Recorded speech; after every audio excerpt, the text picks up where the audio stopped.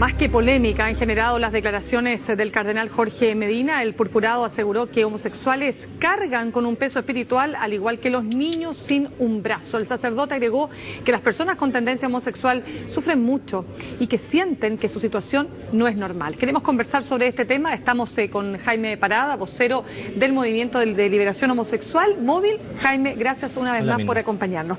Jaime, vamos por parte desmenuzando las declaraciones del cardenal Medina, que hizo una revista de circulación nacional, la revista Caras. Sí. Él dijo, un niño que nace sin un brazo. Eso es lo que así compara a un homosexual, porque deben cargar también con un peso espiritual.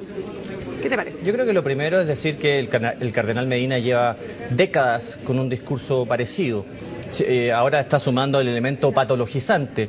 Y yo le recomendaría al cardenal Medina que leyera un poco de literatura científica para que entienda que la homosexualidad no es una enfermedad que fue sacada de todos los manuales psiquiátricos y psicológicos como patología, y por lo tanto que se actualice, porque el cardenal Medina parece seguir viviendo en la Edad Media y seguir apelando a estudios y encíclicas de la Edad Media. Claro, mira, sigamos con ese tema, que es un tema bastante claro, parte del debate de la homosexualidad, si que se nace siendo homosexual, que si se hace el homosexual, en fin, dice, el fenómeno de la homosexualidad es complejo y sus causas no han sido aún científicamente identificadas, y dijo que salta a la vista que es un desorden. Dice, porque los órganos genitales están orientados a la procreación y usar ellos en forma homosexual es algo aberrante y contrario a la naturaleza. Bueno, yo no sé qué sabe el cardenal Medina sobre el uso de órganos genitales, considerando el celibato sacerdotal. No sé exactamente cuál ha sido su experiencia en términos de uso de sus genitales, podría aclararlo. En términos de lo que hay detrás del discurso del cardenal Medina, hay un discurso de patologización de la homosexualidad, cosa que está erradicada de cualquier estándar de derecho humano. Hay un discurso de tratarnos de distintos enfermos patológicos y por supuesto también imagino que de pecadores, porque eso es lo que se subentiende, y lo más sustancial que hay detrás de ello es la incitación al odio, la incitación a la discriminación, la incitación a tratarnos de manera distinta y de seguir relegándonos a ciudadanos de segunda clase. Y es tan grave que lo diga un cardenal, y recordemos que un cardenal no es cualquier persona, es un príncipe de la Iglesia, para ellos, para los católicos, yo no lo soy. Y un príncipe de la Iglesia, por lo tanto, de alguna forma es un líder de opinión y un líder espiritual de su comunidad. Y aquí lo grave es que este líder espiritual está infiltrando un discurso de patologización y de odio entre los católicos, y no solamente entre los católicos, sino que entre los evangélicos, porque alimenta los discursos de odio también de la Iglesia evangélica, entre los neonazis, entre los miles de Jorge Reyes que existen en el país y en todas aquellas personas que de alguna forma nos tratan como ciudadanos de segunda clase, como te aclaremos, Jorge Reyes, el abogado pro vida que ha participado activamente en una serie de movilizaciones en contra del aborto, en contra de la píldora del día después, y que hizo estas declaraciones. Recordemos que la vida de Daniel Zamudio tenía, digamos, ribetes que finalmente, si la gente los conociera, no tendría esta visión romántica, ¿no? Que fue muy polémico y por lo demás le costó la salida del cargo que tenía como asesor en del Ministerio de Salud en Concepción. ¿Sabes, Mirna? Si me dejas decir una cosa, creo que es por esto es tan importante una ley antidiscriminación, porque no se trata de cualquier discurso y no se trata de cualquier persona. Aquí se trata de una persona que está incitando al odio contra una comunidad, que está mintiendo, porque decir que la homosexualidad es comparable a la ausencia de un brazo, es decir, son enfermos.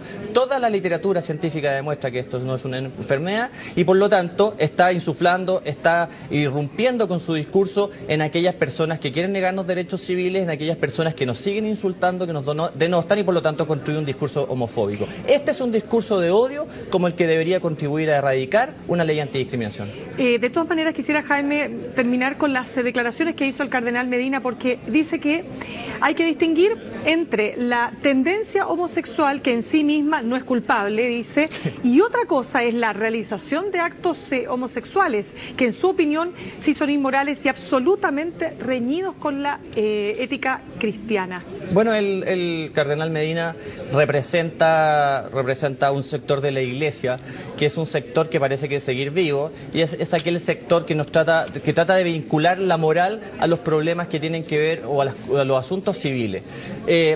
un discurso como ese afecta nuestras demandas, afecta la validez de nuestro discurso, pretende invalidarlo, por lo tanto pretende insertar un elemento ideológico detrás de demandas civiles que son muy justos. Y te voy a decir, ¿qué es lo que es más grave de todo esto? Lo más grave de todo esto es que la Iglesia Católica chilena, a través de su conferencia episcopal, a través de su arzobispo de Santiago, que es una autoridad altísima dentro de la Iglesia, nunca se ha pronunciado en contra de lo que ha dicho el cardenal Medina. Por lo tanto, nosotros somos de la idea que si la Iglesia silencia, la jerarquía de la Iglesia chilena silencia, por lo tanto se queda callada respecto a lo que dice Medina, está siendo cómplice de sus dichos. Y está siendo cómplice y por lo tanto se avala nuestra tesis de que la Iglesia Católica chilena, de que la jerarquía en especial, es corresponsable de muchas violaciones a los derechos humanos de las minorías sexuales y de todos aquellos que son discriminados. Y en ese sentido, Jaime, ¿qué esperan ustedes tú estás haciendo un llamado directamente al arzobispo de Santiago, a Monseñor Esati? Bueno, yo lo que espero es que sea la conferencia episcopal, sea Monseñor Esati, de quien no tengo la mejor opinión, se pronuncien respecto de si consideran válidas las declaraciones de Monseñor Medina y si lo dicen, que lo transparenten, porque nunca lo han transparentado, y si no, que de una vez por todas se pronuncien en contra de lo que ha dicho Medina, porque viola todo el Código de Derechos Humanos Internacional, toda necesidad de derechos civiles de las minorías sexuales y por lo tanto viola la dignidad de las personas en su sentido más amplio. Y en ese sentido, y para terminar, aparte de un llamado que tú le haces a la, si dijéramos, ¿no es cierto?, la máxima jerarquía de la Iglesia Católica chilena, junto a eso, ¿qué otras acciones pueden ustedes ejercer como móvil? Bueno, nosotros estamos evaluando cuáles son las acciones que vamos a ejercer, sea directa o indirectamente. Veremos qué se puede hacer en torno a exigir explicaciones de la Iglesia. Veremos si en su momento salimos a la calle a protestar contra el cardenal Medina, porque ¿sabes lo que pasa, Mirna? En este contexto chileno, después del crimen de Daniel Zamudio, no es aceptable que una persona como el cardenal Medina haga declaraciones de ese tipo. Creemos que el cardenal Medina ya tiene que retirarse a sus cuarteles de invierno porque ya le ha hecho suficiente daño a este país. Bien, muchas gracias, Jaime, por acompañarnos esta tarde. Gracias, Mirna.